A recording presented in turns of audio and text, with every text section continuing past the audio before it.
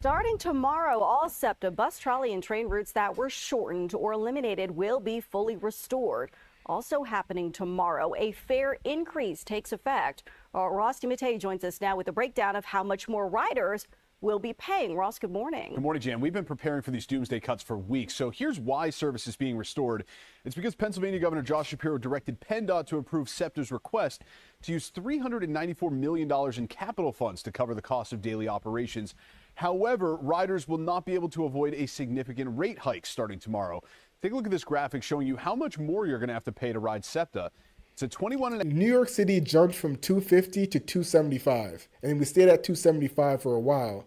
And then we went from 275 to 290. We're about to hit $3 at the beginning of this year. And so it's been an incremental increase, but going from 250 to 290, that's a 40-cent increase. That's kind of insane. A dollar increase is still pretty large jump, and a $2 increase is still a pretty large jump. I expect a lot more people to start fare evading. Oh! And I know that's what happened with New York. When New York raised the fares, more people started fare evading. Oh! I mean, duh, like you're not going to pay that extra 15 cents. So here, it's extra 40 cents where you already have people fare evading. It's not going to be good. So a one-way fare used to be $2.50. It's now going to cost you 40 cents more. It's up to $2.90 one way, which means that the cost of a round trip will cost you nearly $1 extra. A weekly pass is $5.50 more, and a monthly pass will cost you $20 more. You're also going to have to consider that many riders take more than just one bus or train, so this rate increase is going to affect those folks even more.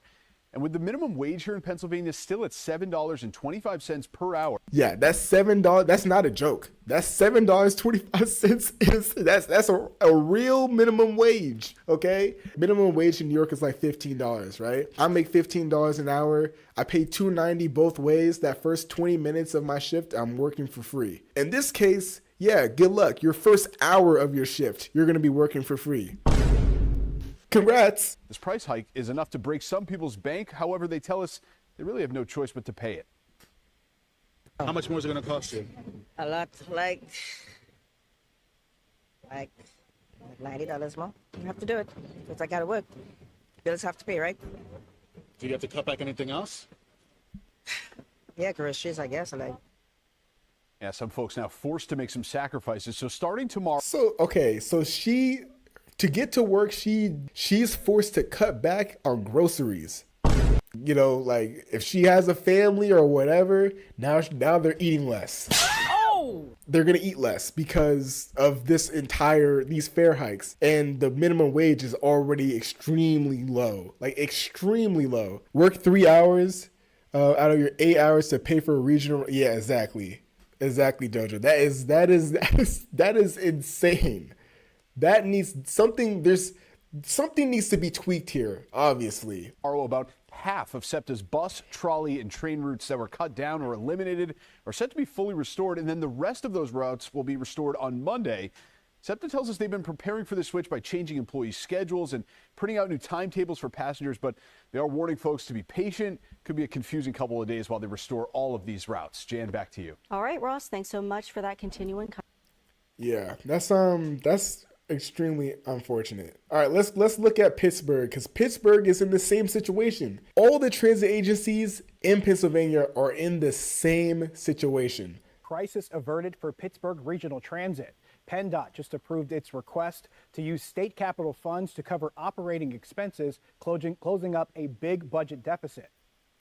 KDKA's Ricky Sayer joins us live downtown to break down what this decision means for PRT and its riders. Good evening, Ricky. Good evening, Josh. The headline here for riders is that the deep cuts that were slated for early next year are no longer happening, at least for the next 2 years. That means your bus will still come, your trains will still come, and fares won't significantly increase. PennDOT today approved a request from PRT. The request is to use up to $106.7 million in state capital funds. PRT has been trying to close a $100 million budget deficit. PRT says that while some infrastructure projects will be delayed, no safety critical work will be impacted. It wasn't long ago when Philadelphia's SEPTA transit agency was approved for funding in the same way. They already had to implement cuts until a court put them on pause. I spoke tonight with the executive director of Pittsburghers for Public Transit. She told me she's grateful these cuts are happening, but she's far from happy because this money isn't coming through a solution in the budget. Well, it's deeply disappointing that our state legislature has failed to come up with a plan for new revenue for public transit, which is a problem that's been known for years. Well, so the Senate leadership has failed to put forward a proposal to fund transit, and at this point, it's not clear that there is a plan from the governor, from the Senate leadership, from the House leadership to come with a budget that provides new money for public transit. Now, Republicans had come forward with their own plan to fund PRT, and SEPTA State Senate Minority Leader Jay Costa told me Republicans' plan would have used the same pot of money as the one that's being used now, but it would have been utilized differently. As top Senate Republican said, their plan would have allowed the money to be used weeks sooner, avoiding the negative impacts that took place when SEPTA cuts went into effect. The transit advocate I spoke with says there is blame to go around for this not being a more permanent solution, but she feels it mostly falls on Republicans. Costa says it's not a failure of the governor or Democrats. I think it's a failure on one part of the legislature, and it would be my Republican colleagues in the Senate. The House of Representatives on 5 separate occasions in the last year and a half have passed a revenue stream that would have provided resources not only for transit, but also for roads and bridges. I'm grateful that PennDOT approved the. But like, okay, let's be real. When it comes to a situation like this, right? This situation doesn't just happen overnight. This isn't just like several years of Republican-led Senate or House or whatever. That doesn't just lead to this much of a deficit where your minimum wage is still at $7.25 and your fares are being increased to half of your minimum wage. So now your entire first hour you're working for free. That doesn't just happen overnight. That's not just like a Republican-led issue, right? Now, it is the Republicans who are blocking the issue, but it's also the Democrats who just sat on their hands and didn't do anything that led up to this. There wasn't any pushback to this happening until it became too late.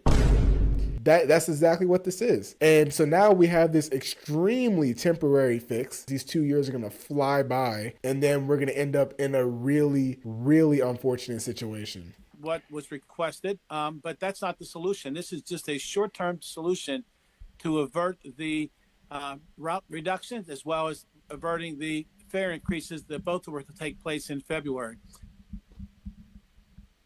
He says they will continue to fight for a dedicated transit funding stream long term. The transit advocate we spoke with said they want this in the budget that is still not finalized. Reporting live downtown, Ricky Sayer, KDK TV News.